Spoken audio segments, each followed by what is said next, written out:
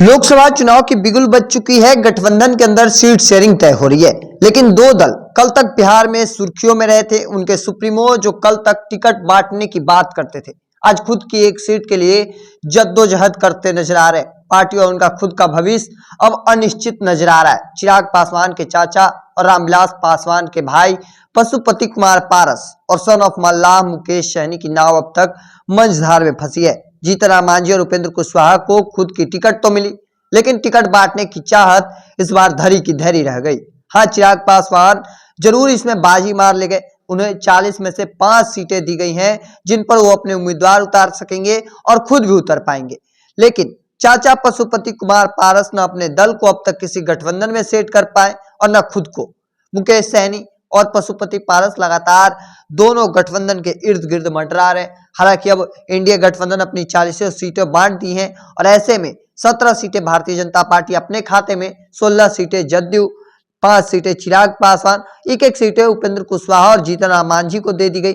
और ऐसे में जो चल रहा था, कयास लगाए जा रहे थे कि मुकेश सहनी एनडीए के साथ जा सकते हैं, तो लगभग उनका दरवाजा भी बंद माना जा रहा है। अब दूसरी ओर पशुपति कुमार पारस जो पहले से एनडीए गठबंधन में थे, वो भी अलग हो चुके हैं। कहा जा रहा है कि वो एनडीए गठबंधन से निकल चुके हैं और बातें जो है वो महागठबंधन से की जा रही है। हालांकि महागठबंधन भी उन्हें साथ लेने को अब तक कोई ज्यादा दिलचस्पी नहीं दिखाई है। राष्ट्रीय लोक जनशक्ति पार्टी के प्रमुख पशुपति कुमार पारस अब तक कोई ऐलान नहीं कर पाए कि वो किस तरफ हैं और किसके साथ आगे चुनाव लड़ने जा रहे हैं। हालांकि चर्चा इस बात को लेकर है कि वो हाजीपुर से चुनाव लड़ने को तैयार है, पूरी तरह से वो उतरने जा रहे हैं मैदान में।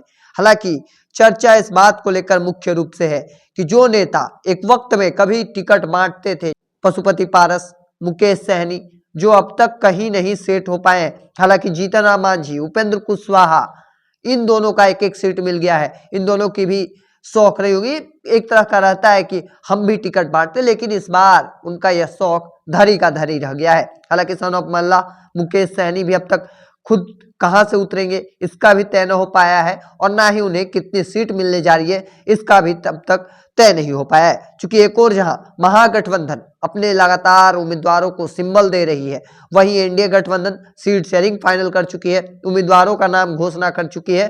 भारतीय जनता पार्टी अपने स्टार प्रचारकों की लिस्ट तक निकाल चुकी है। और ऐसे में अब तक दो नेता जो हैं, जिनकी बड़ी बड़ी पार्टियां नहीं है, जिन्हें सब कुछ, जिनको समर्थन मिला है, जन समर्थन, जन समूह, जन सैलाब मिला, पर उनका अब तक कहां किस गठबंधन से लड़ना है वो तय नहीं हो पाया है। क्योंकि अब तक दोनों ही पार्टियां में लगातार मुकेश सहनी चर्चाएं चल रही थी कि दोनों गठबंधन में से किसी गठबंधन के साथ जा सकते हैं, पर अब तक फाइनल नहीं हो पाया है। देखना होगा क्या महागठबंधन अपने साथ लेती है, लालू प्रसाद यादव कोई सीट देते हैं या कितनी सीटों पर बात बनती है, यह देखना दिलचस्प होगा। हालांकि इस चीज को लेकर आपका क्या मानना है कमेंट सेक्शन में रखिएगा। ऐसे ही तमाम खबरों के लिए द बिहारी टॉप देखते रहे। धन्यवाद।